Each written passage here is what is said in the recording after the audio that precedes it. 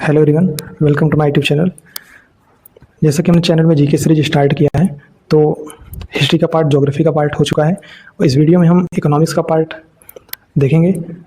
Economics की complete theory with tricks, बहुत सी tricks भी इस वीडियो में हैं और उनको कम टाइम में इकोनॉमिक्स की कंप्लीट थ्योरी का रिवीजन इस वीडियो में करेंगे। कुछ एग्जाम्स इस समय चल रहे हैं और आगे आने वाले 1 या 2 महीने में काफ़ी सारे एग्जाम्स हैं, तो उनके लिए भी ये वीडियो हेल्पफुल रहने वाली है। तो इसमें इकोनॉमिक्स का पार्ट हम बेसिकली 10 टॉपिक्स के थ्रू देखेंगे।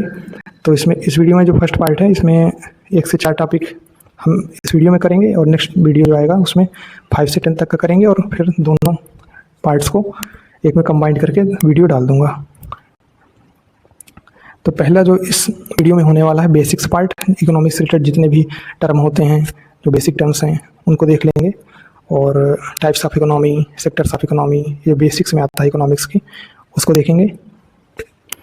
और इसके बाद डिमांड एंड सप्लाई का कॉन्सेप्ट देखेंगे और फिर नेशनल इनकम एंड जीडीपी को, और फिर मनी एंड बैंकिंग का कॉन्सेप्ट है।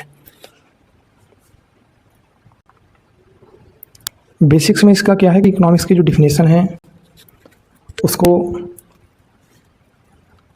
इकोनॉमिक्स की डिफिनेशन से रिलेटेड पूछा सकता है कि economics is the study of wealth है, तो इसको किसने डिफिनेशन दी है इकोनॉमिक्स की, तो उसका आंसर है एडम स्मिथ। एडम स्मिथ को फादर ऑफ इकोनॉमिक्स कहा जाता है। इन्होंने कहा है कि economics is the study of wealth. Economics जो है, वेल्थ मतलब होता है संपत्ति, किसी की जो प्रॉपर्टी है या गवर्नमेंट की जो प्रॉपर्टी है, किसी इंडिविजुअल पर्सन के जरिए देख सकते हैं या गवर्नमेंट के जरिए। तो economics is the study of wealth, किसी की भी जो वेल्थ है, जो संपत्ति है, उसकी जो बारे में हम जो स्टडी करते हैं वो इकोनॉमिक्स के अंदर करते हैं।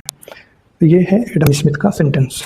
नेक्स्ट सेंटेंस है जो रॉबिन्स हैं, एक मॉडर्न डिफिनेशन उन्होंने इकोनॉमिक्स की दी है। Economics is the science of scarcity and choice. Scarcity का मतलब होता है कोई चीज़ की कम क्वांटिटी होना, कम रिसोर्सेज होना, और चॉइस का मतलब सिलेक्ट करना। तो कम रिसोर्सेज में बेस्ट चॉइस हम कैसे सिलेक्ट करते हैं, उसकी जो साइंस हम पढ़ते हैं वो इकोनॉमिक्स के अंदर पढ़ते हैं कि हमारे पास रिसोर्सेज कम है लेकिन फिर भी हमें अपना एक बेस्ट चॉइस में सिलेक्ट करना है उसके अंदर। तो इकोनॉमिक्स में उन्हीं सारी चीज़ों को हम मैनेज करते हैं कि कम रिसोर्सेज से ज़्यादा चीज़ें मैनेज करना। टाइप्स ऑफ इकोनॉमिक्स, 2 टाइप होते हैं इकोनॉमिक्स के, एक होता है माइक्रो इकोनॉमिक्स, दूसरा होता है मैक्रो इकोनॉमिक्स। माइक्रो इकोनॉमिक्स में माइक्रो लेवल पे देखते हैं, छोटे लेवल पे देखते हैं, जैसे किसी इंडिविजुअल पर्सन की इकोनॉमिक्स, उसकी इनकम है, उसका एक्सपेंडिचर है, तो इन चीज़ों को जब देखते हैं तो वो माइक्रो इकोनॉमिक्स के अंदर आता है, किसी छोटे ग्रुप के, किसी छोटी सी कंपनी के लेवल पे।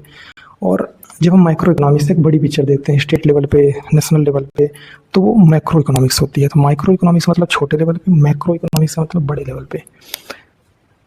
नेक्स्ट टॉपिक है टाइप्स ऑफ इकोनॉमी। तो 3 टाइप्स होते हैं इसके, एक होता है कैपिटलिस्ट इकोनॉमी, दूसरा होता है सोशलिस्ट इकोनॉमी और तीसरा होता है मिक्स्ड इकोनॉमी।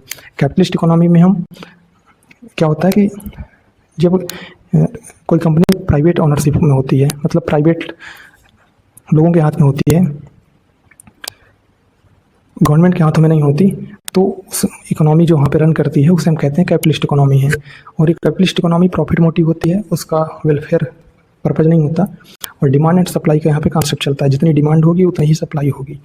तो जो कैपिटलिस्ट इकोनॉमी का एग्जाम्पल है, कौन सा कंट्री है, तो उसका एग्जाम्पल है यूएसए, अमेरिका। सोशलिस्ट इकोनॉमी का मतलब है कि वहाँ पे हर एक चीज़ की जो ऑनरशिप होगी वो गवर्नमेंट के हाथों में होगी और उसका जो मोटिव होता है सोशलिस्ट इकोनॉमी का, वो होता है वेलफेयर, कि जो वहाँ पे पॉपुलेशन रहती है उसका वेलफेयर मेन मोटो रहता है सोशलिस्ट इकोनॉमी का। इक्वल डिस्ट्रीब्यूशन का मतलब कि सभी को इक्वली ट्रीट करेगा और वेलफेयर ही उसका मेन मोटो रहेगा। तो नॉर्थ कोरिया जो है वो सोशलिस्ट इकोनॉमी का एक एग्जाम्पल है। मिक्स्ड इकोनॉमी अपने इंडिया में है और फ्रांस जैसी कंट्री में है। मिक्स्ड इकोनॉमी है मतलब यहाँ पे कुछ सेक्टर्स में प्राइवेट की ऑनरशिप रहेगी, कुछ सेक्टर्स में गवर्नमेंट की ऑनरशिप रहेगी, तो दोनों का एक कंबाइंड काम चलता है। तो मिक्स्ड इकोनॉमी में होता है balance between profit and welfare. यहाँ पे प्रॉफिट भी और वेलफेयर दोनों का एक कॉम्बिनेशन देखा जाता है कि ना तो गवर्नमेंट का नुकसान हो और ना ही वेलफेयर की चीज़ों में किसी तरह से कमी आए। तो जो बैलेंस होता है उसे मिक्स्ड इकोनॉमी में देखते हैं। जैसे गवर्नमेंट हॉस्पिटल्स गवर्नमेंट चलाती है, उसमें जो दवा वगैरह मिलती है तो कम पैसे मिल जाती है या फ्री होती है, तो उस ये जो वेलफेयर का काम है, भले इसकी इकोनॉमी जो रन होती है यहाँ पे गवर्नमेंट हॉस्पिटल्स में, उससे गवर्नमेंट को बेनिफिट प्रॉफिट किसी तरह का नहीं होता है, लेकिन वो वेलफेयर के लिए चलेगी, स्कीम्स, तो ऐसी स्कीम्स होती हैं जो वेलफेयर के लिए होती हैं, तो ये गवर्नमेंट ही वहाँ पे ऑनरशिप रखती है, और कुछ जगहों पे प्राइवेट रहता है जिसका पर्पज़ होता है कि प्रॉफिट मोटिव होती है, तो गवर्नमेंट दोनों देख के चलती है मिक्स्ड इकोनॉमी के अंदर। और sectors of economy, sectors of economy में 3 सेक्टर्स हैं इकोनॉमी के main: primary sector, secondary sector और tertiary sector. Primary sector natural resources का यूज, नेचुरल रिसोर्सेज जैसे फार्मिंग से रिलेटेड चीज़ें, जो खेती वगैरह होती है, फिशिंग, जो मत्स्य पालन है, मछली का पालन, तो और माइनिंग, और तो माइनिंग भी इसी प्राइमरी सेक्टर से रिलेटेड चीज़ें हैं, नेचुरल रिसोर्सेज से और नेचर से रिलेटेड चीज़ है। और नेक्स्ट ऑफ जो सेक्टर है वो है सेकेंडरी सेक्टर। सेकेंडरी सेक्टर में हम देखते हैं फैक्ट्री, मैन्युफैक्चरिंग। मैन्युफैक्चरिंग की चीज़ें, जो कंस्ट्रक्शन की चीज़ें होती हैं, उसको सेकेंडरी सेक्टर के अंदर कंसीडर करते हैं।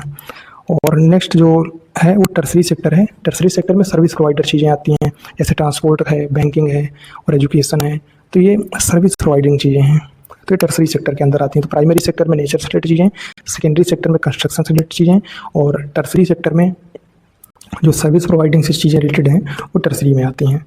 तो प्राइमरी सेक्टर को हम रेड कॉलर जॉब्स कहते हैं, सेकेंडरी सेक्टर को ब्लू कॉलर जॉब्स कहते हैं, टर्सरी सेक्टर को व्हाइट कॉलर जॉब्स कहते हैं। जीडीपी में कंट्रीब्यूशन प्राइमरी सेक्टर का 17% होता है, और सेकेंडरी सेक्टर का 26% होता है, और टर्सरी सेक्टर का 57% होता है। सबसे ज़्यादा जीडीपी में जो कंट्रीब्यूशन होता है टर्सरी सेक्टर का, लेकिन जो पॉपुलेशन वर्क करती है वो सबसे ज़्यादा प्राइमरी सेक्टर में वर्क करती है। 45% एम्प्लॉयमेंट अगर कोई सेक्टर देता है तो वो है प्राइमरी सेक्टर, और 25% जो पॉपुलेशन काम करती है वो सेकेंडरी सेक्टर के अंदर कंस्ट्रक्शन वगैरह काम में, और जो 30% पॉपुलेशन है वो टर्सरी सेक्टर में। तो सबसे ज़्यादा जीडीपी कंट्रीब्यूटर अगर सेक्टर है तो वो टर्सरी है, और सबसे ज़्यादा एम्प्लॉयमेंट देने वाला सेक्टर है प्राइमरी सेक्टर। 2 सेक्टर और हैं जिनसे भी एग्जाम में पूछा जाता है, क्वाटरनरी सेक्टर और क्विनरी सेक्टर। क्वाटरनरी सेक्टर होता है नॉलेज बेस्ड वर्क, जैसे आईटी सर्विसेज में है, प्रोफेसर्स हैं, साइंटिस्ट हैं, तो नॉलेज बेस्ड वर्क यहाँ पे होता है, नॉलेज ही मेन यहाँ पे चीज़ होती है, तो क्वाटरनरी सेक्टर के अंदर होता है। क्विनरी सेक्टर में हाई लेवल डिसीजन मेकिंग चीज़ें, जैसे गवर्नमेंट मिनिस्टर्स, आईएएस जज, तो ये डिसीजन मेकिंग पावर्स वाले पद हैं, तो ये क्विनरी सेक्टर के अंदर आते हैं। ट्री यहाँ पे देख सकते हैं, पी फॉर प्राइमरी, जो पेड़ है, ट्री है, नेचर से रिलेटेड चीज़ें हैं, तो प्राइमरी सेक्टर के अंदर आती हैं। एस फॉर सेकेंडरी सेक्टर, जो सामान वगैरह होता है। टी फॉर मतलब जो सामान का कंस्ट्रक्शन होता है, तो वो सेकेंडरी सेक्टर के अंदर। टी फॉर टर्सरी मतलब ट्रांसपोर्ट, जो सर्विस प्रोवाइडिंग चीज़ें होती हैं, तो पी फॉर पेड़, tree, nature. S for secondary मतलब सामान, और T for tertiary transport, service providing चीज़ें। क्यू फॉर क्वाटरनरी का मतलब क्वेश्चन आंसर, क्वाटरनरी, क्वाट और क्वेश्चन आंसर, तो ये नॉलेज बेस्ड वर्क होते हैं। तो क्वाटरनरी। क्विनरी सेक्टर, क्वीन का मतलब क्वीन, किंग क्वीन, वो डिसीजन मेकिंग होते हैं, तो क्विनरी सेक्टर में डिसीजन मेकिंग होते हैं, और क्वाटरनरी में knowledge based work. Next 2 sector और इम्पॉर्टेंट है, ऑर्गेनाइज सेक्टर और अनऑर्गेनाइज सेक्टर। ऑर्गेनाइज सेक्टर किसे कहते हैं?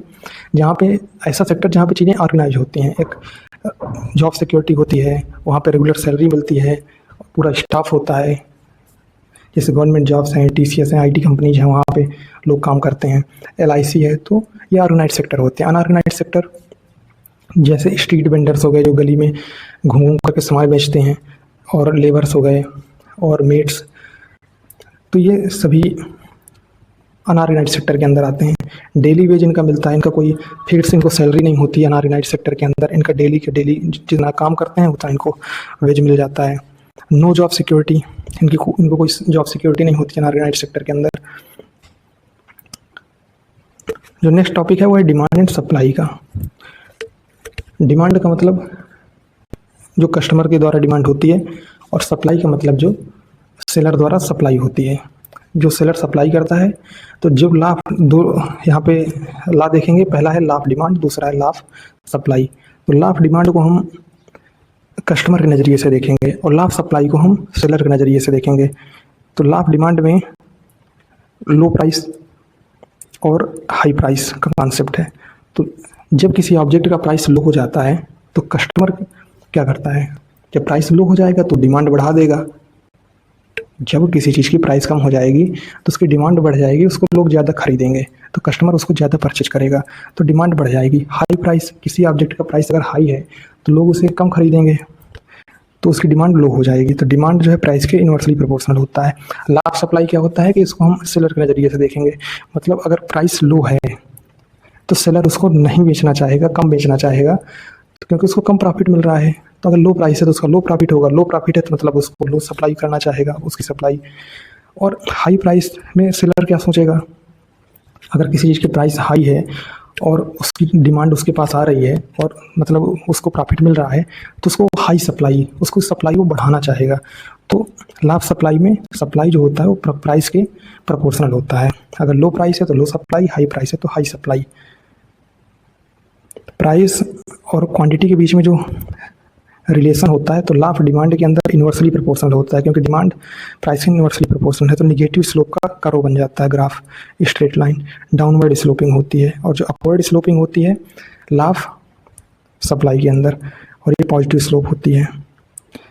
नेक्स्ट है इक्विलिब्रियम पॉइंट किसे कहते हैं। तो डिमांड और सप्लाई जब इक्वल हो जाती है, ऐसे केस में वहाँ पे मतलब ना तो शॉर्टेज होती है किसी चीज़ की और ना ही किसी चीज़ का सरप्लस मात्रा में होती है, मतलब ना ही ज़्यादा है ना ही कम है। तो उस केस को हम कहते हैं इक्विलिब्रियम पॉइंट। इसके दो एक्सेप्शन होते हैं लाभ डिमांड और लाभ सप्लाई के, एक होता है वेवलेंट गुड्स, दूसरा होता है गिवन गुड्स। तो वेवलेंट गुड्स की हम ट्रिक देखेंगे, वी फॉर वेवलेंट और वी फॉर वीआईपी लोग, G for given goods, G for गरीब लोग पुअर।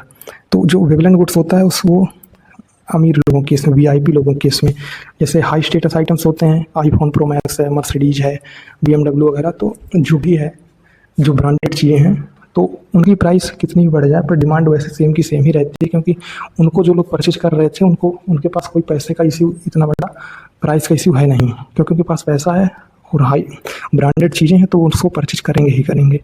तो वेवलेंट गुड्स क्या होती हैं, जो हाई स्टेटस आइटम्स होते हैं। गिवन गुड्स क्या होते हैं, और ऐसे केस में जब प्राइस बढ़ती है तो डिमांड बढ़ जाती है, मतलब ये लाभ डिमांड का जो फेल हो जाता है, और ऐसे गिवन गुड्स में फेल हो जाता है लाभ, क्योंकि नेसेसिटी आइटम्स जब जो पुअर लोग होंगे, गरीब लोग होंगे या कोई भी होगा, तो जो नेसेसिटी आइटम्स तो वो परचेज करेगा ही, और जो नेसेसिटी आइटम्स ज़रूरत की चीज़ें हैं जैसे आटा है, दाल है, तो ये चीज़ें लोग खरीदेंगे ही खरीदेंगे।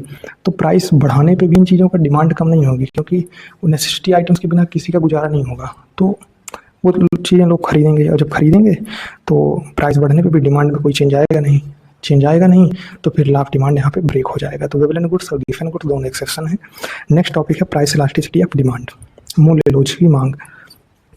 इस टॉपिक के अंदर क्या होता है कि how change in price affect change in demand. जो प्राइस में हम किसी चीज़ का चेंज होता है तो वो डिमांड में कैसे चेंज आ जाता है। किसी चीज़ की प्राइस में अगर बढ़ गया तो डिमांड कैसे उसका मतलब चेंज आएगा। तो इसके बारे में हम जिस टॉपिक में स्टडी करते हैं वो होता है price elasticity of demand. It measures the responsiveness of quantity demanded when the price of a commodity changes. Commodity का मतलब कोई ऑब्जेक्ट, कोई वस्तु। तो जब किसी कमोडिटी के प्राइस में चेंज होता है, price of a commodity changes, तो उसकी जो क्वांटिटी डिमांडेड थी वो कैसे रिस्पॉन्स करता है, इस चीज़ को हम जिस टॉपिक में मेजर करते हैं उसको हम कहते हैं प्राइस इलास्टिसिटी ऑफ डिमांड। अब फॉर एग्जांपल हम यहाँ पे देख सकते हैं कि प्राइस है पेप्सी है, ठीक है, उसका प्राइस हम 40 रुपीज़ से 20 रुपीज़ कर दिया गया। तो जब 40 रुपये से घटा करके 20 रुपये किसी चीज़ का प्राइस कर दिया जाएगा तो दो केस होंगे, एक तो उसकी डिमांड बढ़ जाएगी और दूसरा कि उसकी सेम डिमांड ही रहेगी। तो डिमांड कब बढ़ जाएगी, अगर डिमांड बढ़ जाएगी तो हम उसे कहेंगे इलास्टिक डिमांड है, मतलब ये प्राइस पर डिपेंड कर रही थी। और अगर उसकी डिमांड सेम ही रहेगी तो इनइलास्टिक डिमांड रहेगी। अब जैसे नमक है तो साल्ट, नमक का प्राइस घटा दिया जाए फिर भी ज़्यादा लोग उसको नहीं परचेज करेंगे, क्योंकि कितना घर में लगता है, ज़्यादा ले आएंगे तो ख़राब हो जाएगा। तो प्राइस कम होने से ऐसी चीज़ों पे तो कोई फ़र्क पड़ेगा नहीं। जब डिमांड सेम ही रहेगी तो हम उसे कहेंगे इनइलास्टिक डिमांड है, वो प्राइस पे डिपेंड नहीं कर रही है। और इलास्टिक डिमांड, जब डिमांड बढ़ जाती है प्राइस कम करने पे तो इलास्टिक डिमांड है, प्रत्यास्थ मांग है, मतलब डिमांड जो है डिपेंड कर रही है प्राइस पे। तो इलास्टिक डिमांड के इसमें हॉरिजॉन्टल कर्व बनता है प्राइस और क्वांटिटी के बीच में, और इसमें डिमांड सेम रहती है तो फिर वर्टिकल कर्व बनता है, क्योंकि डिमांड सेम है। जब डिमांड सेम है तो क्वांटिटी में चेंज तो आ नहीं रहा, तो इसका ग्राफ वर्टिकल बन जाता है। इसमें क्वांटिटी बढ़ जाती है, ज़्यादा डिमांड आ जाती है तो ये हॉरिजॉन्टल कर्व बनता है। परफेक्टली इलास्टिक क्या होता है, जब प्राइस में थोड़ा सा चेंज, बिल्कुल माइन्यूट सा चेंज कर दिया जाए तो डिमांड में बहुत ज़्यादा चेंज आ जाता है, उसे हम कहते हैं परफेक्टली इलास्टिक है। थोड़ा सा चेंज किया तो डिमांड बिल्कुल फायर कर जाएगी। और perfectly in elastic price changes, price में चेंज किया जाता है तो डिमांड सेम रहती है। तो ऐसी चीज़ को हम परफेक्टली इलास्टिक केस कहते हैं। नेक्स्ट है टॉपिक मार्जिनलिटी प्रोपेंसिटी टू कंज्यूम, सीमांत उपभोग प्रवृत्ति। मार्जिनल प्रोपेंसिटी टू कंज्यूम, सीमांत उपभोग प्रवृत्ति, ये टॉपिक क्या है? जैसे सैलरी फिक्स्ड मिलती है लोगों की, कहीं पे लोग काम करते हैं और अचानक से बोनस वगैरह मिल जाए तो उस बोनस वाले पैसे को कैसे खर्च करेंगे, उसको जो जिस टॉपिक हम देखते हैं उसी टॉपिक का नाम है मार्जिनल प्रोपेंसिटी टू कंज्यूम।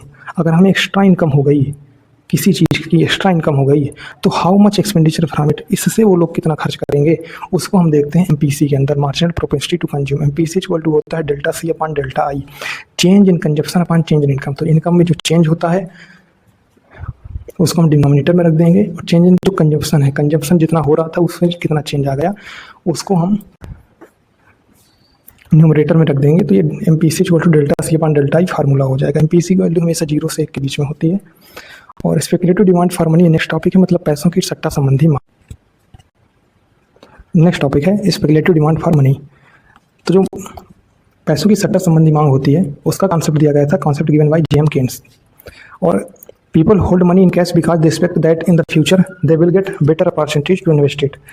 तो speculative demand for money concept क्या है कि जब जैसे हाई इंटरेस्ट रेट नहीं होता, जिस टाइम पे लोगों को अब मतलब अपने पैसे का कहीं पे भी इन्वेस्ट करते हैं तो उनको ज़्यादा उसमें ब्याज दर नहीं मिल रही होती, ज़्यादा इंटरेस्ट रेट नहीं मिल रहा होता, तो वो क्या करते हैं कि अपने पैसे को अभी अपने पास ही रखते हैं, बाद में जब उनको अपॉर्चुनिटी फ्यूचर में मिलेगी तब के लिए वो बचा के रखते हैं। तो जो सट्टा संबंधी मांग मतलब उसको इकट्ठा करके रखने की जो प्रवृत्ति है उसी को हम कहते हैं स्पेकुलेटिव डिमांड फॉर मनी। तो इसके दो केस होते हैं, हाई इंटरेस्ट रेट जब होता है, जब उनको अपने पैसे का हाई इंटरेस्ट रेट मिल रहा होता है तो लोग जो है उस टाइम पे इन्वेस्ट करेंगे। तो यहाँ पे वेट नहीं होगा, इन्वेस्ट होगा, लोग उस समय इन्वेस्ट करेंगे और स्पेकुलेटिव डिमांड उस समय कम हो जाएगी, मतलब उस समय लोग अपने पास पैसा नहीं रखेंगे। तो जो जमा करने की उनकी प्रवृत्ति है वो उस टाइम पे नहीं रहेगी, अपने पास पैसे वो नहीं रखेंगे। तो हाई इंटरेस्ट रेट पे स्पेकुलेटिव डिमांड लो होगी और जब लो इंटरेस्ट रेट होगा तो लोग उस समय इंतजार करेंगे, अभी इन्वेस्ट नहीं करेंगे, तो पीपल वेट और स्पेकुलेटिव डिमांड उस समय बढ़ जाएगी। क्योंकि जब इंटरेस्ट रेट कम होगा उनको अपने पैसे पे और ज़्यादा पैसा नहीं मिलेगा तो वो अपने पास ही पैसे को रखेंगे और फ्यूचर के लिए देखेंगे। तो उस समय स्पेकुलेटिव डिमांड जो जमा करने की इच्छा है, जमा करने की चीज़ें हैं वो ज़्यादा होने लगेंगी तो स्पेकुलेटिव डिमांड बढ़ जाएगी। तो इंटरेस्ट रेट हमेशा स्पेकुलेटिव डिमांड के इन्वर्सली प्रोपोर्शनल होता है, क्योंकि इंटरेस्ट रेट बढ़ेगा तो लोग अपने पास पैसा नहीं रखेंगे, इन्वेस्ट कर देंगे। इंटरेस्ट रेट कम होगा तो लोग फ्यूचर के लिए वेट करेंगे और स्पेकुलेटिव डिमांड बढ़ जाएगी। जो थर्ड टॉपिक है इकोनॉमिक्स का वो है national income and GDP. National income और जीडीपी से रिलेटेड चीज़ें का मतलब टर्म है कई सारे कि कैसे इनकम कैलकुलेट की जाती है। तो जो इकोनॉमिक टर्म्स में है, पहला टर्म है ग्रॉस नेशनल प्रोडक्ट, सकल राष्ट्रीय उत्पाद, वैल्यू ऑफ ऑल गुड्स और service produced by Indian citizens even if they live और वर्क अब्रॉड। तो इंडियन सिटीजन्स के द्वारा जितनी भी गुड्स हैं या जितनी भी सर्विसेज हैं उनकी जो वैल्यू है वो चाहे अपनी कंट्री में रहें या बाहर रहें, तो उसको हम देखते हैं ग्रॉस नेशनल प्रोडक्ट के अंदर। तो ग्रॉस नेशनल प्रोडक्ट में हम कंट्री के अंदर का और कंट्री के बाहर का दोनों चीज़ें ले लेते हैं। ग्रॉस नेशनल प्रोडक्ट में जब हम NFIA मतलब जो बाहर से लोग कमा के पैसा कमा रहे हैं तो उसको जब हम इंक्लूड उसमें नहीं करते तो वो बन जाता है GDP, डोमेस्टिक चीज़, मतलब घरेलू चीज़ें बन जाती हैं। क्योंकि बाहर की चीज़ें हमने हटा दी, NFIA हटा दिया, नेट फैक्टर इनकम अब्रॉड हटा दिया, तो GDP घर की चीज़ें बन जाती हैं, डोमेस्टिक चीज़ें बन जाती हैं, तो फिर ग्रॉस डोमेस्टिक प्रोडक्ट उसे कहते हैं। और जब GNP से हम डिप्रिसिएशन हटा देते हैं, जब GNP से ग्रॉस नेशनल प्रोडक्ट से हम डिप्रिसिएशन हटा देते हैं, मतलब जैसे मशीनरी वगैरह ओल्ड हो गई तो मशीनरी चेंज कर दी गई, तो जब मशीनरी चेंज कर दी गई तो कुछ ना कुछ पैसा उसमें लग गया। तो जब उन चीज़ों को हम हटा दें तो GNP से जब हम डिप्रिसिएशन को हटाते हैं तो फिर NNP बचता है, नेट नेशनल प्रोडक्ट। तो दो फार्मूले यहाँ पे आए। अब जब GDP देखते हैं तो GDP में अपनी कंट्री के अंदर चाहे इंडियन रह रहा हो चाहे फॉरेनर, दोनों को हम उसमें इंक्लूड करते हैं। तो GDP का फार्मूला आता है GNP minus NFIA, net factor income abroad, और NNP का फार्मूला आता है नेट नेशनल प्रोडक्ट का gross national product minus depreciation. तो यहाँ पे ये है कि जब ग्रॉस से हमें नेट में जाना होता है तो डिप्रिसिएशन को हम हटाते हैं, और जब नेशनल से डोमेस्टिक में जाना हो तो जो ये अब्रॉड वाली चीज़ें होती हैं net factor income abroad NFIA को उसमें सब्ट्रैक्ट करते हैं। तो ग्रॉस नेशनल प्रोडक्ट से जब नेट नेशनल प्रोडक्ट में गए, ग्रॉस से नेट में गए तो डिप्रिसिएशन को हटाया, और GNP से जब हम GDP में गए तो फिर NFIA हटाया। नेक्स्ट टॉपिक है national income. Factor cost national income मतलब राष्ट्रीय आय। इसका भी फार्मूला देखते हैं। तो बहुत इंपॉर्टेंट फार्मूले हैं सभी जो यहाँ पे हैं। तो factor cost equal to market price minus indirect taxes plus subsidies. तो फैक्टर कॉस्ट हम किसे कहते हैं? फैक्टर कॉस्ट कहते हैं मार्केट प्राइस में जो हम सब्सिडीज को ऐड कर देते हैं और जो मार्केट प्राइस पे इनडायरेक्ट टैक्स लग रहे हैं उसको हम हटा देते हैं, तो जो फैक्टर उसी को हम कहते हैं फैक्टर कॉस्ट। तो factor cost equal to market price minus indirect taxes plus subsidies. तो factor cost equal to market price minus indirect taxes plus subsidies. National income equal to होता है NNP at factor cost. National income equal to NNP at factor cost. मतलब national income का अगर हमें formula लिखना है तो शार्ट में हम याद रख सकते हैं कि NNP at factor cost. NNP का फार्मूला भी हमने ऊपर देखा कि NNP equal to GNP minus D होता है। अब GNP at market price minus depreciation हमने नेशनल इनकम के फार्मूले में लिख लिया, और फिर ये मार्केट प्राइस तो लिख दी, अब minus indirect taxes plus subsidies को भी यहाँ पे लिख देंगे तो ये पूरा फार्मूला बन जाएगा। तो याद हम इसको साइड में नेशनल इनकम को रख सकते हैं NNP at factor cost. NNP का फार्मूला बन जाएगा GNP at market price minus depreciation, और क्योंकि इसे फैक्टर कॉस्ट पे लिख रहे हैं तो फैक्टर कॉस्ट वाला फार्मूला भी इसमें आ जाएगा, तो minus indirect taxes plus subsidies. तो ये नेशनल इनकम का फार्मूला होता है। तो जीएनपी एट मार्केट प्राइस और सब्सिडीज ऐड करते हैं, डिप्रिसिएशन इंडायरेक्ट टैक्सेज को सब्ट्रैक्ट करते हैं। National income measurement methods, 3 method होती हैं नेशनल इनकम को हमें मेजरमेंट करना है तो, और ये काफ़ी इंपॉर्टेंट चीज़ें हैं यहाँ पे। तो production method, income method, expenditure method, 3 method होती हैं नेशनल इनकम को मेजरमेंट करने के लिए। प्रोडक्शन मेथड किसे कहते हैं? कितना बनाया। तो 3 ही चीज़ें, 3 ही प्रोसेस होते हैं कहीं पे भी फैक्ट्री वगैरह में।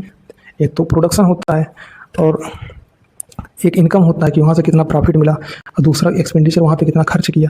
तो हम कहीं कभी नेशनल इनकम अगर कैलकुलेट करनी है तो 3 ही चीज़ देखते हैं, तो 3 चीज़ें देख करके हम बता सकते हैं कि वहाँ पे कितना नेशनल इनकम वहाँ पे इनकम हुई होगी। एक तो प्रोडक्शन पे कितना हुआ, दूसरा इनकम पे कितना हुआ, तीसरा एक्सपेंडिचर पे। प्रोडक्शन मेथड में वैल्यू एडेड बाई फर्म्स, जो फर्म है जो वहाँ पे की कंपनी है तो उसके द्वारा कितनी वैल्यू ऐड की गई है, मतलब कितना उसके द्वारा इन्वेस्ट किया गया, तो वो national income equal to sigma gross value added minus depreciation plus NFIA, ये फार्मूला होता है नेशनल इनकम का प्रोडक्शन मेथड में। इनकम मेथड में क्या होता है? इनकम अर्नड बाई पीपल, जो लोगों के द्वारा इनकम अर्न की गई है तो उससे हम देखते हैं income method. National income equal to rent, जैसे किसी व्यक्ति के, मतलब किसी आदमी के कई सारे घर हैं तो अपना रेंट से पैसे कमाता है, अब उसकी अर्निंग होती है तो उसकी इनकम हम कैसे देखेंगे कि रेंट से कितना उसका इनकम हो रहा है। वेजेज, और कोई बस वगैरह चला रहा है, कोई रूम दे रहा है तो उसका वेजेज से हो जाएगा। ऐसे ही सभी के अलग अलग तरीके हैं, कोई प्रॉफिट है और मिक्स्ड इनकम है, इंटरेस्ट है, कोई पैसे उधार देता है तो इंटरेस्ट पाता है। तो सभी के मतलब कैसे पैसे कमा रहा है उससे हम देख सकते हैं कि नेशनल इनकम क्या है। सभी कैलकुलेट कर लिया तो वेयर रेंट लैंड ऑनर्स के लिए, इंटरेस्ट कैपिटल प्रोवाइडर्स के लिए है। जो थर्ड मेथड है मेजरमेंट मेथड वो है expenditure method. Money spent on final goods और सर्विसेज, जो फाइनल गुड या सर्विसेज, जो फाइनल प्रोडक्ट तैयार हो रहा है तो उस फाइनल प्रोडक्ट पे कितना पैसा खर्च किया गया है, उससे हम वहाँ पे नेशनल इनकम कैलकुलेट कर सकते हैं। नेशनल इनकम इक्वल टू होता है C plus I plus G plus X minus M। C का मतलब है कंजप्शन, I का मतलब है इन्वेस्टमेंट, G फॉर गवर्नमेंट और X for export, M for import. तो कंजप्शन पे कितना पैसा खर्च किया गया गवर्नमेंट ने, और इन्वेस्टमेंट कितना किया गया और गवर्नमेंट कितना खर्च किया, और एक्सपोर्ट इम्पोर्ट। तो ये पूरा फार्मूला है CIG plus X minus M, CIG plus X minus M, C plus I plus G plus X minus M। Next जो टॉपिक है वो है पर्सनल इनकम, व्यक्तिगत आय। Total income of an individual from all sources before paying tax, tax pay करने के पहले जो उसकी कंप्लीट इनकम है, उस टोटल इनकम है उसे हम कहते हैं पर्सनल इनकम, व्यक्तिगत आय। पर्सनल इनकम इक्वल टू होता है national income minus corporate tax minus undistributed profits plus transfer payments. तो इसको लर्न करने के लिए ट्रिक देख सकते हैं कि कट, नेशनल इनकम में कट कर देना है, कट। तो नेशनल इनकम माइनस कट, तो personal income equal to cut में CU को सब्ट्रैक्ट करना है और T को ऐड करना है। तो जो ट्रांसफर पेमेंट्स है उसको ऐड करना है। तो किसी का मतलब कॉर्पोरेट टैक्स, कंपनी के प्रॉफिट्स पे गवर्नमेंट का जो टैक्स लग जाता है उसको हम नेशनल इनकम से हटा देते हैं पर्सनल इनकम कैलकुलेट करने के लिए। अनडिस्ट्रीब्यूटेड प्रॉफिट्स, जो प्रॉफिट कंपनी मतलब डिस्ट्रीब्यूट नहीं करती है, अपने पास रख लेती है, तो वो इंडिविजुअल इनकम में थोड़ी जाएगा, पर्सनल इनकम में नहीं जाएगा। तो नेशनल इनकम से हम वो भी हटा देते हैं। कंपनी जो कॉर्पोरेट टैक्स से हटा दिए, अनडिस्ट्रीब्यूटेड प्रॉफिट्स हटा दिए, और ट्रांसफर पेमेंट्स जैसे fee income like pension, scholarship, subsidy वगैरह जो भी अपने एम्प्लॉई को देती है कंपनी, तो उसको हम ऐड कर देते हैं। तो national income minus corporate tax minus undistributed profits plus transfer payments, this is the formula personal income. Next जो टॉपिक है वो इंपॉर्टेंट पॉइंट्स हैं उसके अंदर। नॉमिनल GDP किसे कहते हैं? May rise due to inflation. Nominal GDP और रियल GDP में क्या डिफरेंस होता है? ये दोनों टर्म आते हैं इकोनॉमिक्स में। तो नॉमिनल जीडीपी कहते हैं may rise due to inflation, और GDP at current year prices, जो करंट ईयर प्राइस होती है किसी भी ऑब्जेक्ट की, तो उसके जरिए हम जब जीडीपी कैलकुलेट करते हैं तो वो नॉमिनल जीडीपी कही जाती है।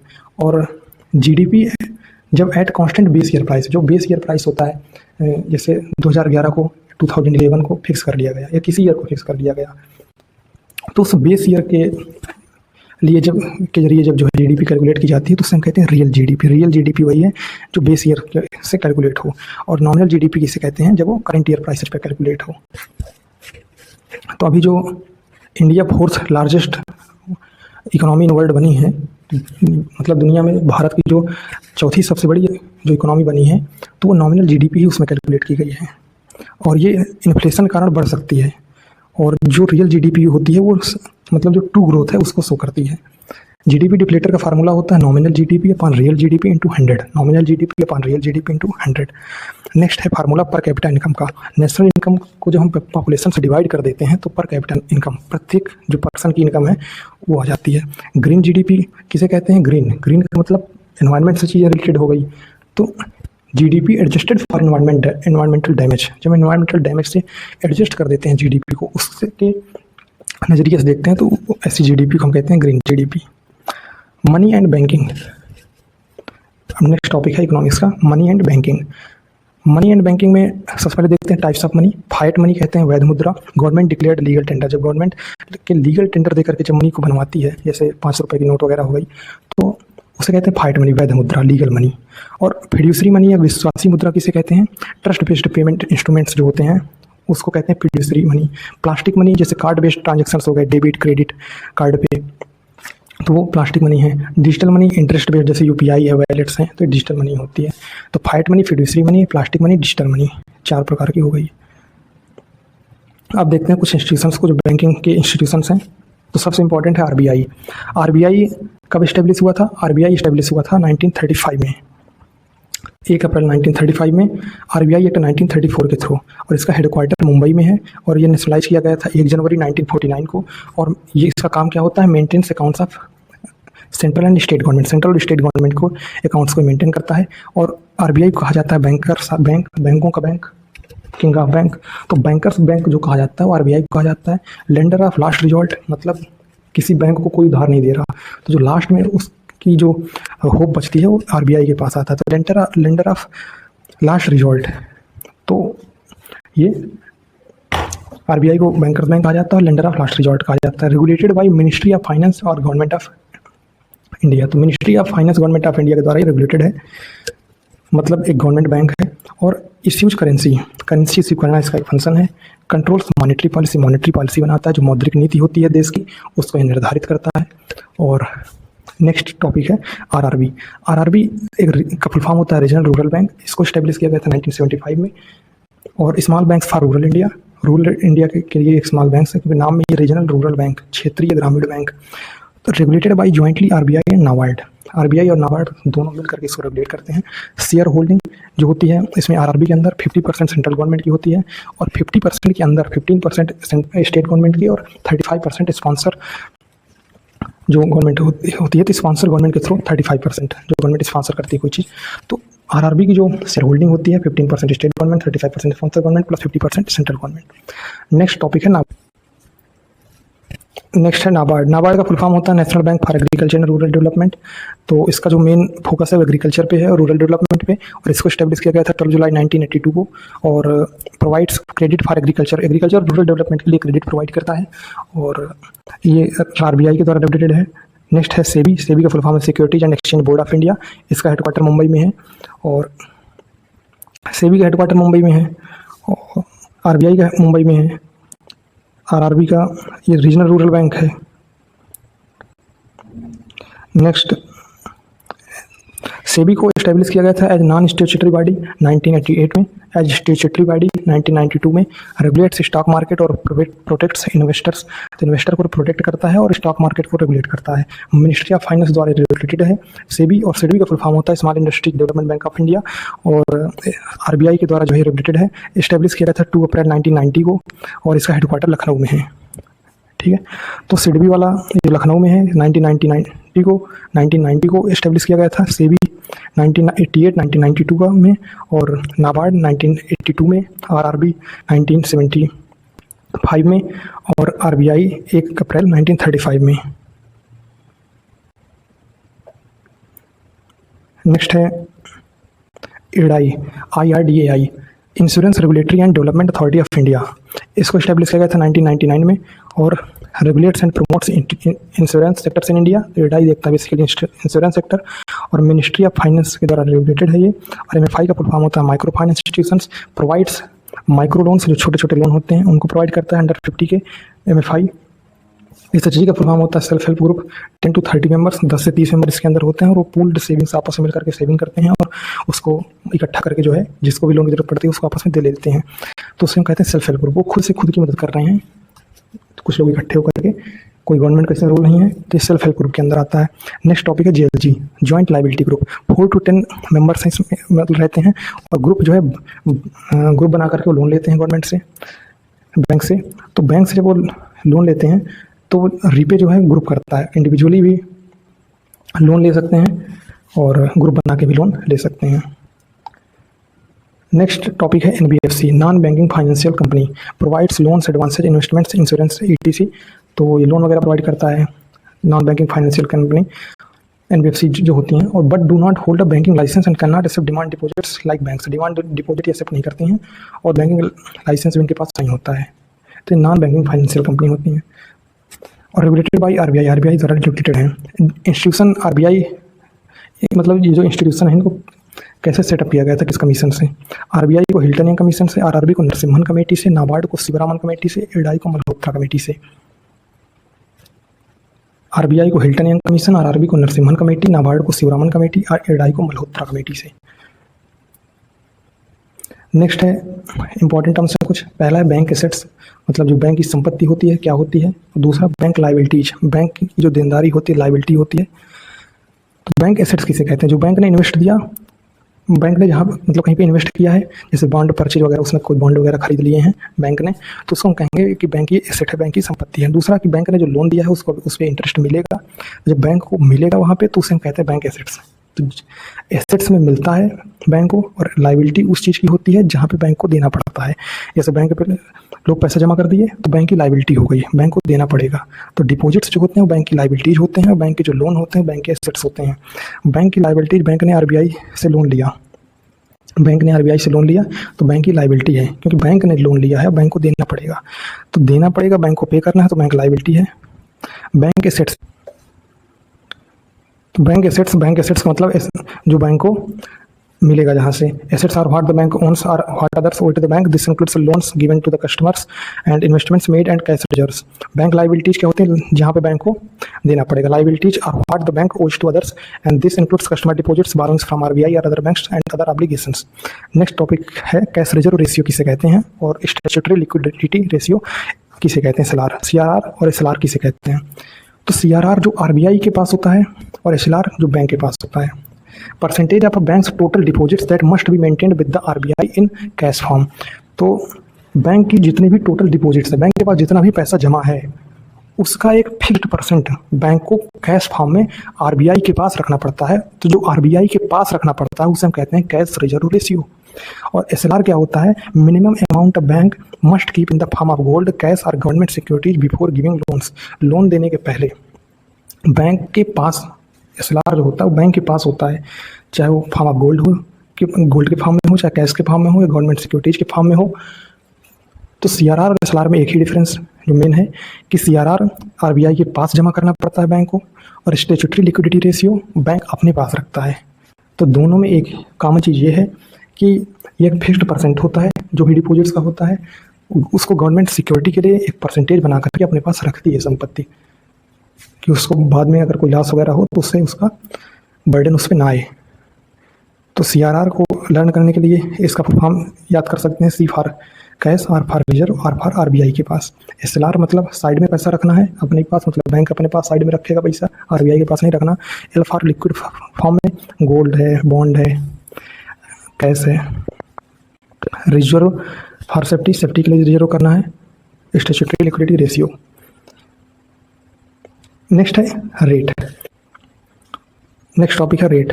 रेट क्या होता है कि जब बैंक आरबीआई से उधार लेता है या आरबीआई बैंक से लोन लेता है तो वहाँ पे कुछ तरह के रेट होते हैं, जैसे बैंक रेट है, रेपो रेट है, रिवर्स रेपो रेट है। तो जब बैंक आरबीआई के पास जाता है उससे लोन लेने, तो आरबीआई उससे पूछता है कि शॉर्ट टर्म लोन चाहिए, लॉन्ग टर्म लोन चाहिए, तो थोड़े समय के लिए लोन चाहिए या ज़्यादा समय के लिए। अगर थोड़े समय के लिए चाहिए तो रेपो रेट पे ले जाओ, और अगर लॉन्ग टर्म के लिए तुम्हें लोन चाहिए तो फिर बैंक रेट पे ले जाओ। अगर आरबीआई बैंक के पास जाता है उधार लेने, तो बैंक जो होता है उसके एक ही रेट फिक्स है, वो रिवर्स रेपो रेट से उसको लोन देगा।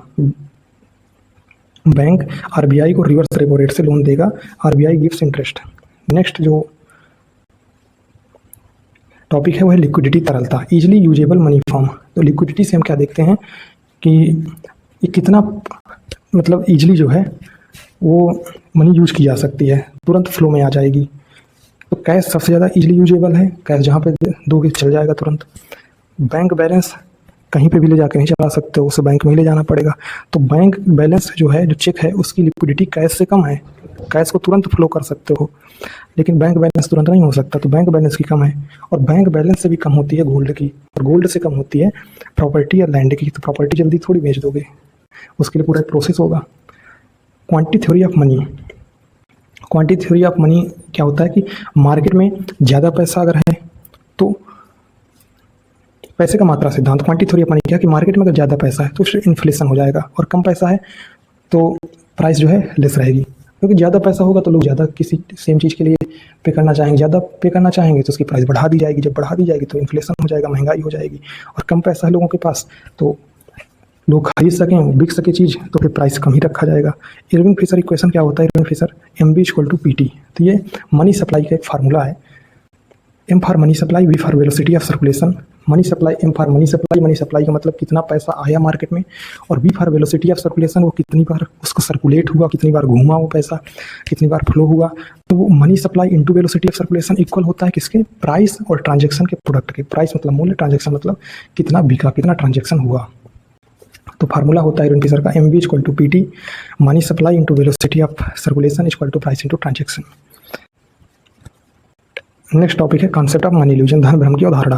तो कॉन्सेप्ट ऑफ मनी इल्यूजन दिया गया था इरविन फिशर के द्वारा, और इन्होंने क्या बताया कि लोगों के पास एक इल्यूजन होता है कि अगर हमारे पास ज़्यादा इनकम हो गई हमारी तो परचेजिंग पावर हमारी बढ़ जाएगी, हम ज़्यादा चीज़ें खरीद सकते हैं फिर। लेकिन रियलिटी क्या होती है कि अगर इनकम बढ़ जाती है तो परचेजिंग पावर घट भी सकती है और परचेजिंग पावर सेम भी रह सकती है। क्यों? क्योंकि इन्फ्लेशन भी हो सकता है साथ में। अगर तुम्हारी इनकम बढ़ गई और इन्फ्लेशन हो गया, महंगाई हो गई, तो इनकम तो तुम्हारी बढ़ गई लेकिन प्राइस भी तो बढ़ गया ना चीज़ का, तो परचेजिंग पावर उतनी ही रह सकती है या घट भी सकती है। तो ये होता है कॉन्सेप्ट ऑफ मनी इल्यूजन। इसको इरविन फिशर ने दिया था, और इरविन फिशर ने इक्वेशन दिया था MB=PT। तो ये 4 टॉपिक्स थे। नेक्स्ट टॉपिक में हम बजट एंड फिस्कल पॉलिसी देखेंगे। Hello everyone, welcome to my YouTube channel. GK की इस सीरीज में हम हर एक सब्जेक्ट को मिनिमम टाइम में रिवाइज कर रहे हैं, जिसमें इकोनॉमिक्स के पार्ट 1 में हमने 4 टॉपिक्स किए थे। अब जो उसके 6 टॉपिक्स बचे हुए थे उनको हम इस वीडियो में करेंगे। तो इकोनॉमिक्स को 10 टॉपिक्स के थ्रू कम्प्लीटली उसकी थ्योरी विथ ट्रिक्स रिवाइज कर रहे हैं। स्टार्ट करते हैं 5th टॉपिक। 5th टॉपिक है budget and fiscal policy. Budget क्या होता है? बजट जो गवर्नमेंट रिलीज करती है for financial year. Financial year क्या होता है? 1 अप्रैल से 31 मार्च का जो ड्यूरेशन होता है, तो उसको फाइनेंशियल ईयर कहते हैं। फाइनेंशियल ईयर के लिए कि गवर्नमेंट एक डेटा रिलीज करती है कि हम हमारे पास जो इनकम है उसको हम कैसे किन किन चीज़ों पे खर्च करेंगे। तो उसका जो डेटा कलेक्शन होता है उसके बारे में जो गवर्नमेंट बताती है 1 फरवरी को बताती है। तो 1 फरवरी को अपकमिंग फाइनेंशियल ईयर के बारे में रिलीज करती है डेटा, और जो प्रीवियस ईयर में किन किन चीज़ों पर खर्च हुआ था वो भी बताया जाता है। तो इसका जो डेटा कलेक्शन होता है इसी को बजट कहते हैं। तो एनुअल फाइनेंशियल स्टेटमेंट होता है, गवर्नमेंट एक्सपेक्टेड रेवेन्यू और एक्सपेंडिचर होता है for the coming financial year. Types of budget, 3 तरह का बजट होता है, balanced budget, surplus budget, deficit budget. तो इनकम जो गवर्नमेंट की होती है और जो गवर्नमेंट का एक्सपेंडिचर होता है, खर्च होता है, तो अगर इनकम जितनी इनकम है उतना ही उसको खर्च करना है, तो ऐसे बजट को हम कहते हैं बैलेंस्ड बजट। और अगर इनकम ज़्यादा है, एक्सपेंडिचर कम है, खर्च कम है, आय ज़्यादा है, तो उसको हम सरप्लस बजट कहते हैं। अगर इनकम कम है और एक्सपेंडिचर ज़्यादा है तो ऐसे बजट को हम कहते हैं डिफिसिट बजट। जब खर्च ज़्यादा होगा, इनकम कम होगी, तो घाटे में बजट जाएगा, डिफिसिट बजट होगा। और फिर नेक्स्ट टॉपिक है मेन पार्ट्स ऑफ बजट। 2 तरह के होते हैं, रेवेन्यू बजट और कैपिटल बजट। रेवेन्यू बजट में डेली या शॉर्ट टर्म की चीज़ें आती हैं और कैपिटल बजट में लॉन्ग टर्म प्रोजेक्ट या लॉन्ग टर्म की चीज़ें आती हैं। ये बस याद करने के लिए है कि एक वर्ड में रेवेन्यू बजट अगर हम कहें क्या है तो डेली की चीज़ें, कैपिटल बजट को लॉन्ग टर्म प्रोजेक्ट की चीज़ें। तो रेवेन्यू बजट में शॉर्ट टर्म चीज़ें आती हैं, जैसे रेवेन्यू का सोर्स क्या है और रेवेन्यू का एक्सपेंडिचर क्या है। सोर्स भी इसका टैक्स एंड नॉन टैक्स है, income tax, GST, excise duty, interest, fees, fines. तो ये शॉर्ट टर्म की चीज़ें होती हैं। जो जीएसटी लगता है तो प्रोडक्ट को हम परचेज करने जाएंगे तुरंत लग जाएगा, उसमें कोई लॉन्ग टर्म में तो ऐसा है नहीं कि जीएसटी कोई ड्यूरेशन के लिए लगा है, बस एक शॉर्ट टर्म की चीज़ है। तो जो शॉर्ट टर्म की चीज़ें होती हैं वो रेवेन्यू बजट के अंदर आती हैं। एक्सपेंडिचर सैलरी है, 1 मंथ का है, कोई बहुत लंबे प्रोजेक्ट का तो है नहीं। तो ये चीज़ें हैं कि रेवेन्यू बजट के अंदर शॉर्ट टर्म चीज़ें आती हैं और कैपिटल बजट के अंदर लॉन्ग टर्म प्रोजेक्ट होता है। जैसे इसका सोर्स क्या होता है, बोरोइंग फ्रॉम आरबीआई, तो उधार लेना है लोन रिकवरी से, जो इसका सोर्स होता है। और सेल गवर्नमेंट कंपनी शेयर्स, जब गवर्नमेंट कंपनी अपने शेयर प्राइवेट कंपनी के हाथ में, इंडिविजुअल के हाथ में सेल करती है तो उसको कुछ शेयर मिलता है। तो गवर्नमेंट कंपनी जो अपना शेयर बेचती है तो इंडिविजुअल को उसको पैसा मिलता है। तो ऐसे सोर्स होते हैं कैपिटल बजट के। और एक्सपेंडिचर क्या होता है, खर्च कहाँ पे होता है कैपिटल बजट का पैसा, इंफ्रास्ट्रक्चर, रोड हो गई, जो डैम हो गए, जो बांध वगैरह बनते हैं, स्कूल्स, हॉस्पिटल्स जो गवर्नमेंट के बनते हैं, तो इन जगह पे लॉन्ग टर्म चीज़ें होती हैं। एक दिन में स्कूल नहीं बन जाता, एक दिन में हॉस्पिटल नहीं बन जाता है और रोड को बनने में बहुत टाइम लगता है। तो लॉन्ग टर्म प्रोजेक्ट होते हैं कैपिटल बजट के अंदर। तो रेवेन्यू बजट के अंदर शॉर्ट टर्म चीज़ें होती हैं, कैपिटल बजट के अंदर लॉन्ग टर्म चीज़ें होती हैं।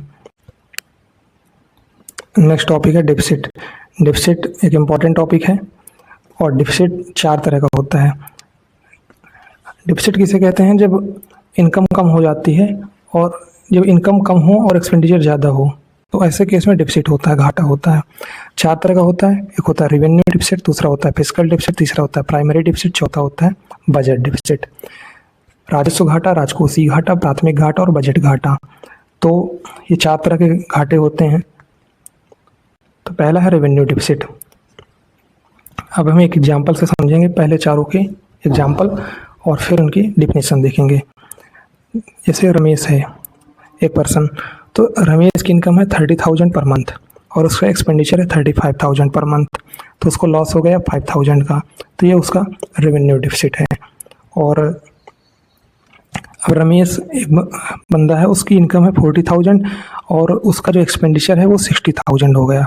अब 60,000 उसने कैसे किया, अब जो 20,000 के लिए उसे लोन लेना पड़े तो 20,000 उसने जो लोन लिया है उसी को हम कहते हैं फिस्कल डिफिसिट। लेकिन उस लोन लेने में उसने 20,000 का क्या किया कि जो है 12,000 की उसने एक फ्रिज ले ली और 8,000 का उसने जो है अपना पिछला लोन था उसको उसने चुकाया। तो जब हम उस 8,000 को भूल जाते हैं कि हमें पिछले लोन की बात नहीं करनी, उसने नए खर्च को बढ़ाने के लिए कितना लोन लिया है, जब केवल उसकी बात करते हैं तो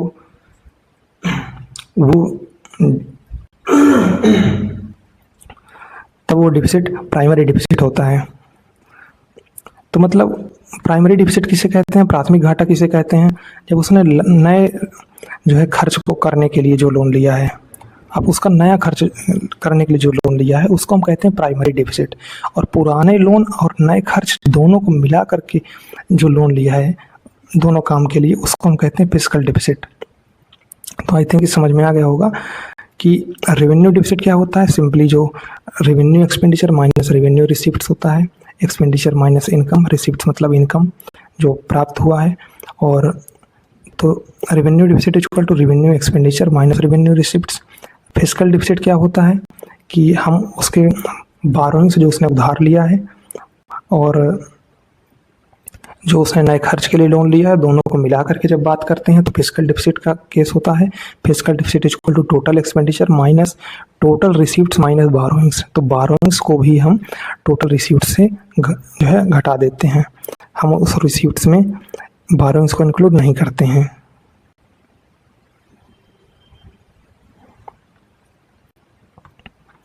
नेक्स्ट है primary deficit. Primary deficit equal to fiscal deficit minus interest payments. तो रियल न्यू लोन कितना लेना पड़ा, रियल न्यू लोन, ओल्ड वाला हमें भूल जाना है, रियल वाला न्यू लोन कितना लेना पड़ा। तो रियल में उसे तो 12,000 ही लेना पड़ा है फ्रिज के लिए, प्राइमरी डिफिसिट के लिए 8,000 तो उसका प्रीवियस लोन था। बजट डिफिसिट क्या होता है, ओल्ड टर्म है ये, total expenditure minus total income. तो ये फार्मूला होता है बजट डिफिसिट का। नेक्स्ट टॉपिक है फिस्कल पॉलिसी, जिसे हम कहते हैं राजकोषीय नीति। पहले यहाँ पे देख लेते हैं कि रेवेन्यू डिफिसिट क्या होता है। डेली का खर्च ज़्यादा हो और कमाई कम हो तो हम उसे रेवेन्यू डिफिसिट कहते हैं। फिस्कल डिफिसिट लोन लेना पड़े जब, और primary deficit real new loan को कितना लेना पड़े, हम पिछले वाले लोन को उसमें कंसीडर नहीं करेंगे।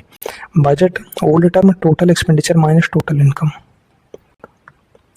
नेक्स्ट टॉपिक है फिस्कल पॉलिसी, राजकोषीय नीति। Refers to the use of government spending and taxation to influence a country in economic activity.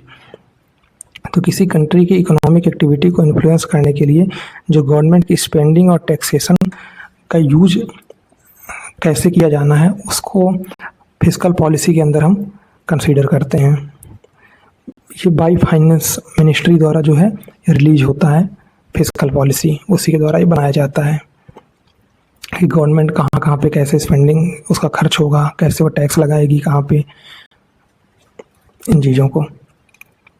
Monetary policy क्या होती है, ये तो फिस्कल पॉलिसी होगी। मॉनेटरी पॉलिसी क्या है, policy by which a central bank like RBI controls the money supply, interest rates etc in an economic to maintain price stability and economic growth. तो ये फिस्कल पॉलिसी बनाई जाती है finance ministry के द्वारा government की स्पेंडिंग और taxation के लिए। मॉनेटरी पॉलिसी बनाई जाती है आरबीआई जैसे बैंक के द्वारा जो इकोनॉमी को to maintain price stability and economic growth के लिए। फिस्कल पॉलिसी और मॉनेटरी पॉलिसी में डिफरेंस क्या होता है कि फिस्कल पॉलिसी फाइनेंस मिनिस्ट्री बनाती है और मॉनेटरी पॉलिसी आरबीआई बनाती है। फिस्कल पॉलिसी के टूल्स होते हैं टैक्स, स्पेंडिंग, सब्सिडी, और मॉनेटरी पॉलिसी के टूल्स होते हैं repo rate, CRR, SLR.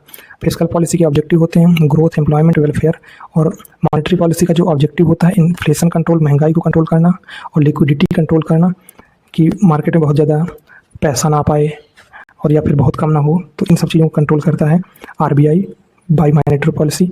And fiscal policy जो है ग्रोथ एम्प्लॉयमेंट के लिए यूज होती है। और नेक्स्ट है मॉनेटरी एग्रीगेट्स, मौद्रिक समुच्चय। Measures of the total money supply in the economy, तो इकोनॉमी में कितना मनी सप्लाई हो गया है तो उसको मेजर किया जाता है मॉनेटरी एग्रीगेट्स द्वारा।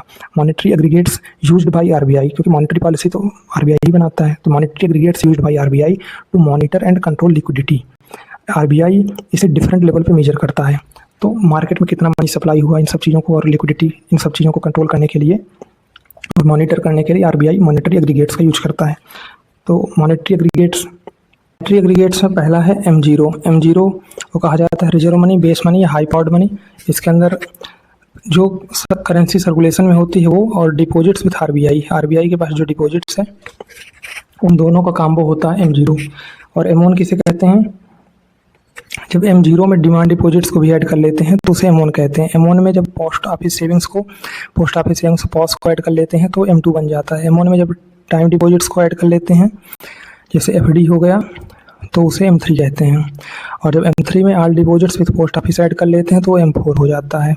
तो मॉनेटरी एग्रीगेट्स में M0, M1, M2, M3, M4 ये होते हैं। M1, M2 को नैरो मनी कहते हैं, M3, M4 को ब्रॉड मनी कहते हैं।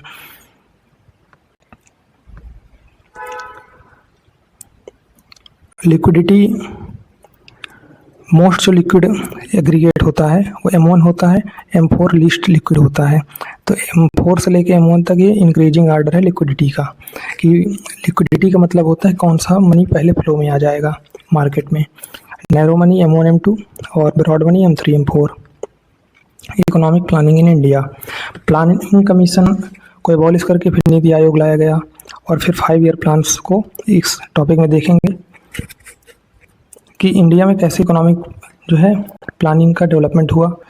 तो सबसे पहले 5 ईयर प्लान देखते हैं कि कैसे बनाए जाने लगे। तो 1934 में सबसे पहले एम विश्वेश्वरैया आइडिया आया, father of Indian economic planning इन्हें कहा जाता है, एम विश्वेश्वरैया को।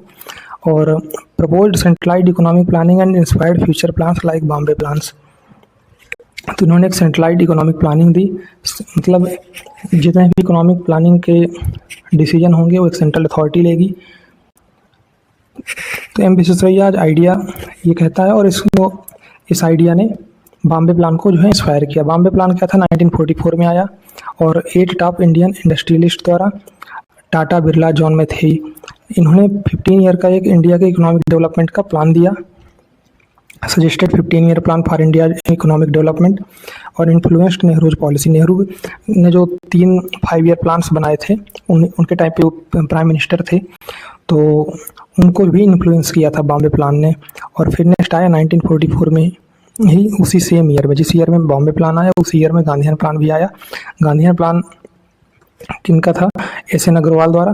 गांधीयन फिलासफी के फॉलोअर थे। इन्होंने डिसेंट्रलाइज्ड इकोनॉमी का कॉन्सेप्ट दिया, opposite to the Bombay plan था इन आइडियोलॉजी।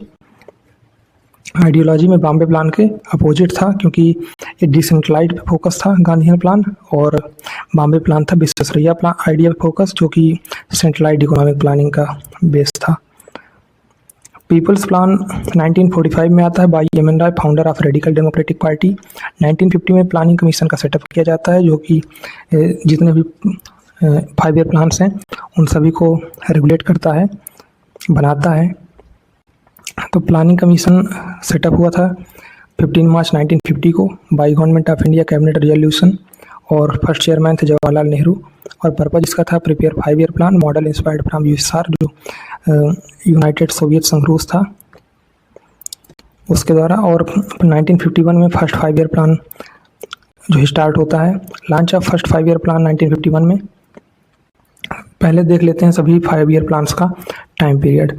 तो जो टोटल 5 ईयर प्लान हुई हैं वो 12 हुई हैं, 12 पंचवर्षीय योजनाएं हुई हैं। जो पहली 3 थी उनको एक सीक्वेंस में थी, 1951 से 1956, 1956 से 1961, 61 से 66।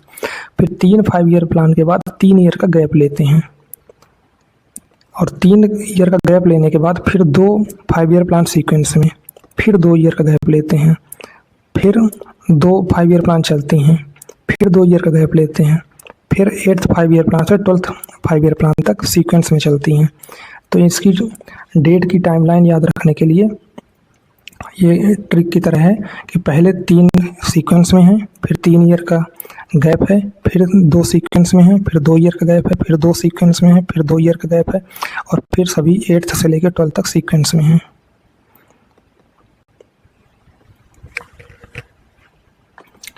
तो फर्स्ट ईयर 5 ईयर प्लान जो फर्स्ट 5 ईयर प्लान था, इसके बेस्ड था हैरड डोमर मॉडल पे, सेकंड बेस्ड था महालनोबिस मॉडल पे, थर्ड बेस्ड था John Sandee and Chakravarty model पे, एंड फोर्थ था रुद्र गडगिल मॉडल पे।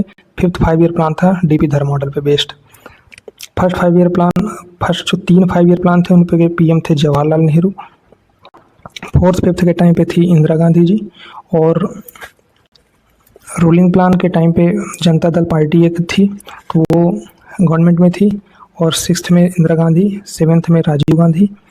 और बीओपी क्राइसिस जो बैलेंस ऑफ पेमेंट क्राइसिस होता है 1990 से 1992 तक, ये अभी इसको डिटेल में देखेंगे लास्ट में। इस टाइम में पॉलिटिकल इनस्टेबिलिटी रहती है, और इसके बाद एलपीजी रिफॉर्म्स आते हैं। इस टाइम पे पीवी नरसिम्हा राव जो है पीएम रहते हैं, और 9th पे अटल बिहारी वाजपेयी जी, और 11th में मनमोहन सिंह जी, और 11th-12th में ये पीएम रहते हैं। और फर्स्ट 5 ईयर प्लान का जो मेन फोकस था एग्रीकल्चर था, सेकंड का इंडस्ट्रियलाइजेशन, और थर्ड में एग्रीकल्चर और इंडस्ट्रियलाइजेशन दोनों पे जो है कंबाइंड फोकस था। और 4th का टारगेट था growth with stability. 5th 5 year plan का था गरीबी हटाओ एम्प्लॉयमेंट, और गरीबी हटाओ स्लोगन जिस टाइम पे दिया गया उस टाइम पे इंदिरा गांधी पीएम थी। और रूलिंग प्लान को कांग्रेस गवर्नमेंट जब आता है जनता दल के बाद गवर्नमेंट में, तो वो रिजेक्ट कर देते हैं। और फिर 6th में सेल्फ एम्प्लॉयमेंट फोकस रहता है, 7th में tech and modernisation Rajiv Gandhi के टाइम पे, और 8th में एलपीजी रिफॉर्म्स आते हैं, लिबरलाइजेशन, प्राइवेटाइजेशन और ग्लोबलाइजेशन, और लाइसेंस राज को इंडिया खत्म हो जाता है 8th में। और इसी तरह से 9th में growth with social justice, 10th में पॉवर्टी एजुकेशन एंड हेल्थ पे फोकस रहता है, 11th में रैपिड इंक्लूसिव सस्टेनेबल ग्रोथ, और 12th में भी इसी पे फोकस रहता है सस्टेनेबल ग्रोथ में। फर्स्ट 5 ईयर प्लान में टारगेट रहता है 2.1% का, और अचीव होता है 3.6%। सेकंड 5 ईयर प्लान में टारगेट लेते हैं 4.5% का, अचीव करते हैं 4.3%। और थर्ड 5 ईयर प्लान में 5.6% का टारगेट लेते हैं, और उसका हाफ अचीव कर पाते हैं 2.8%। ऐसे ही बाकी सभी आप देख सकते हो कि टारगेट से कम ही अचीव कर पाते हैं। फिर 5th 5 ईयर प्लान में फिर से जो है टारगेट से ज़्यादा अचीव करते हैं, 4.4% से 4.8%। ऐसे 6th में भी टारगेट्स ज़्यादा अचीव हैं। फिर 7th में है, फिर 8th में, 9th 10th इस तरह से है। फिर प्लानिंग कमीशन को एबॉलिश कर दिया जाता है अगस्त 2014 में, और 2014 में मोदी गवर्नमेंट इसको एबॉलिश करके नीति आयोग का जो है कमीशन का सेटअप करती है। 1 जनवरी 2015 में इसका जो है एस्टेब्लिश होता है। इंडियन इकोनॉमी बेसिक में एक टॉपिक है ग्रीन रिवॉल्यूशन। ये एक इम्पॉर्टेंट टॉपिक है जिससे कि एग्जाम में फ्रिक्वेंटली क्वेश्चन आते हैं। Green revolution period of rapid agricultural growth. तो रैपिड मतलब तेज़ी से जब एग्रीकल्चरल ग्रोथ हुआ था इंडिया में, तो उस पीरियड को कहा जाता है ग्रीन रिवॉल्यूशन, हरित क्रांति। स्टार्टेड 1966-67 में पंजाब में, और इसकी फोकस क्रॉप्स थी गेहूं और चावल, व्हीट एंड राइस। रीजन्स क्या थे? फ्रीक्वेंट फेमाइंस, जो बहुत सारे लगातार अकाल उस समय पड़े थे तो खाने की थोड़ा कमी पड़ गई थी। फूड शॉर्टेज हो गया था, और हैवी रिलायंस ऑन इम्पोर्ट्स दूसरे जो फॉरेनर कंट्रीज थी तो उनसे बहुत ज़्यादा फूड वगैरह मंगाया जाने लगा। तो ये सभी रीजन्स थे ग्रीन रिवॉल्यूशन के। मेन फीचर्स उस समय क्या हुए, कैसे ग्रीन रिवॉल्यूशन आया? HYV सीड्स यूज करने लगे, हाई यील्डिंग वैरायटी सीड्स, तो ये चीज़ हुआ। फिर केमिकल फर्टिलाइजर्स का जो है यूज करने लगे, तो उससे भी प्रोडक्टिविटी बढ़ी। और इरिगेशन एक्सपांसन, सिंचाई के साधन बढ़ गए और उसको उस पर जो है खर्च वगैरह किए। फार्म मैकेनाइजेशन, मैकेनिकल जो इंस्ट्रूमेंट्स का यूज किए। इजी लोन्स टू फार्मर्स को इजी लोन्स देने लगे। और फादर इसके कहे जाते हैं नॉर्मन बोरलैग ग्रीन रिवॉल्यूशन के, और ग्रीन रिवॉल्यूशन के इंडिया में फादर कहे जाते हैं MS स्वामीनाथन। और निगेटिव इम्पैक्ट सिर्फ एक है इसका कि ग्राउंड वाटर का डिप्लीट हो गया, क्योंकि इरिगेशन के जो है इंस्ट्रूमेंट्स काफ़ी बढ़ गए। और नेक्स्ट टॉपिक है इंटरनेशनल ऑर्गेनाइजेशन एंड ट्रेड। इसमें 2 इंटरनेशनल ऑर्गेनाइजेशन देखेंगे। एक है IMF, इंटरनेशनल मॉनेटरी फंड, जिससे पाकिस्तान टाइम पे भीख मांगता है। दूसरा है वर्ल्ड ट्रेड ऑर्गेनाइजेशन, विश्व व्यापार संगठन। तो इंटरनेशनल मॉनेटरी फंड, अंतर्राष्ट्रीय वित्त कोष IMF इस्टेब्लिश हुआ था ब्रेटन वुड्स कॉन्फ्रेंस में इन 1944 में, स्टार्टेड इन 1945। तो ब्रेटन वुड कॉन्फ्रेंस में इसको इस्टेब्लिश किया गया था 1944 में, और इसका स्टार्ट हुआ 1945 में। और मेंबर्स इसके 190+ कंट्रीज हैं, और इसके one of founding members India भी है। इंडिया फाउंडिंग मेंबर्स में था IMF के भी और WTO के भी, वर्ल्ड ट्रेड ऑर्गेनाइजेशन के। इसका पर्पज क्या रहता है IMF का? Global monetary stability, short term loan provide करता है। इफ़ एनी कंट्री इमरजेंसी या foreign currency, short term loan by IMF। तो शॉर्ट टर्म लोन देता है जैसे पाकिस्तान को टाइम पे। इमरजेंसी या फॉरेन करेंसी,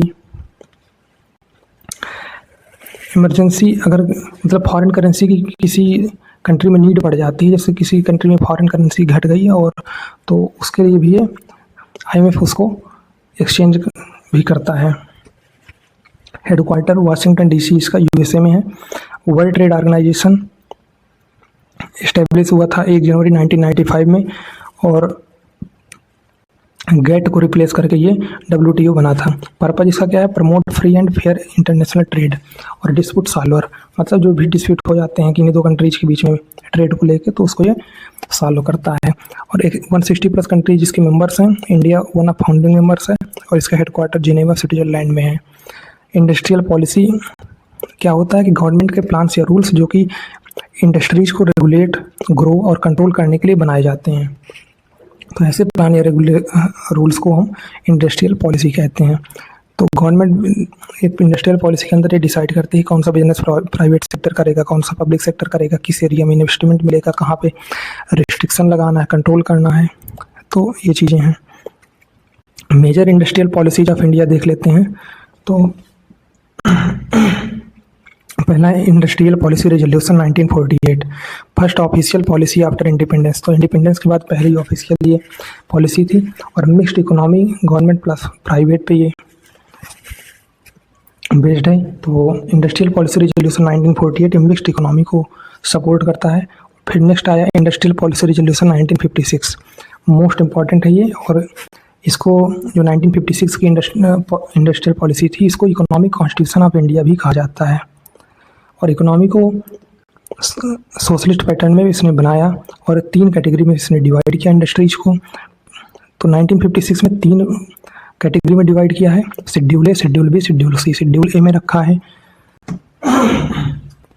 उनको जो सिर्फ गवर्नमेंट के पास उनका कंट्रोल है।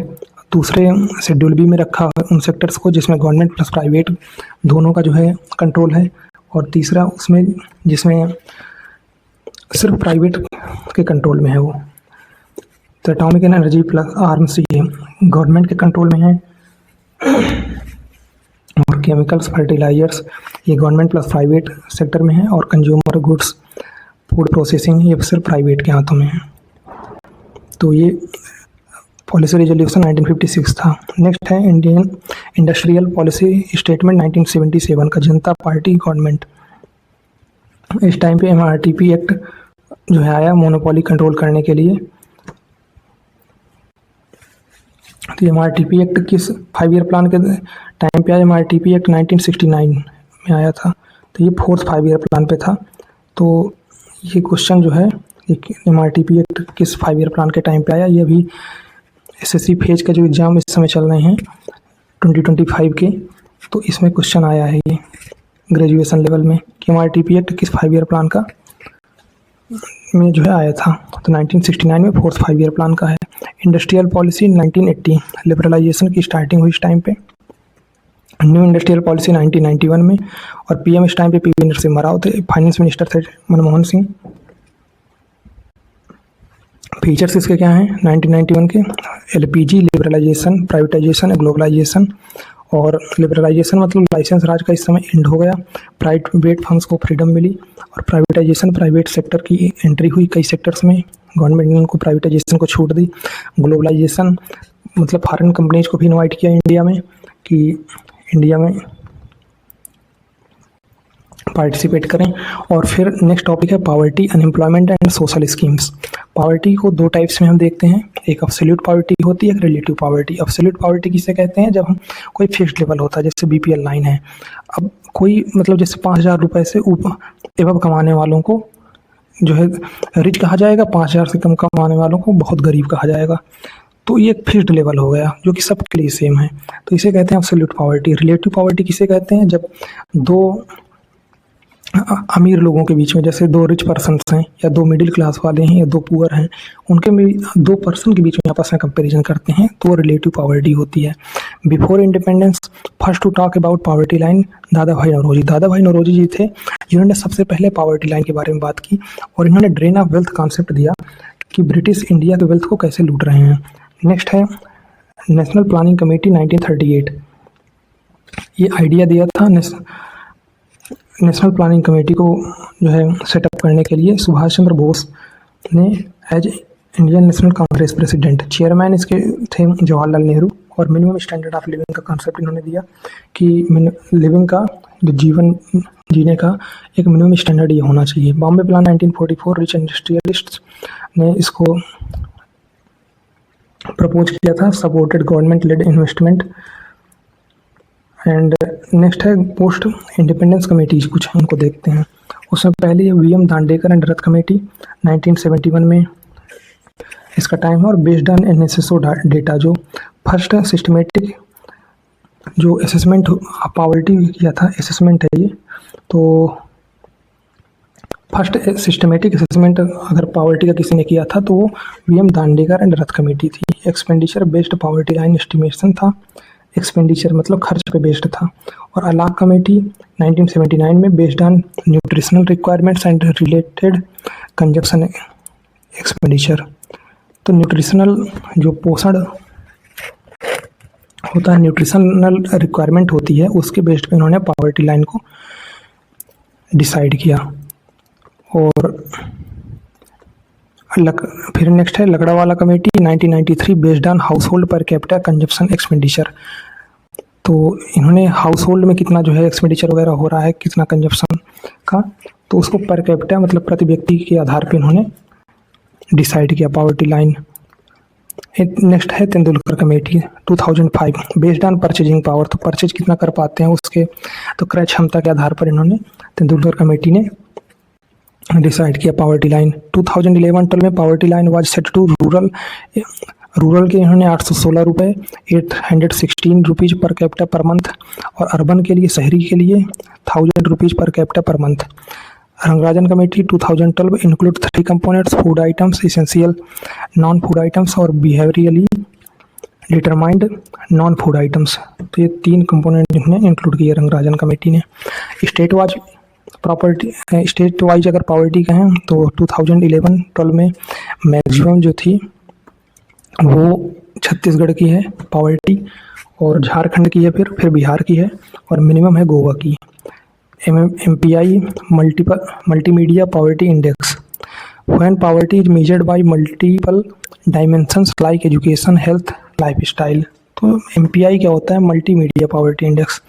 तो ये कई सारे मल्टीपल डायमेंशंस होते हैं, जैसे एजुकेशन है, हेल्थ है, लाइफस्टाइल है। तो इनके बेसिस पे जब पॉवर्टी को मेजर किया जाता है तो उसे MPI कहते हैं।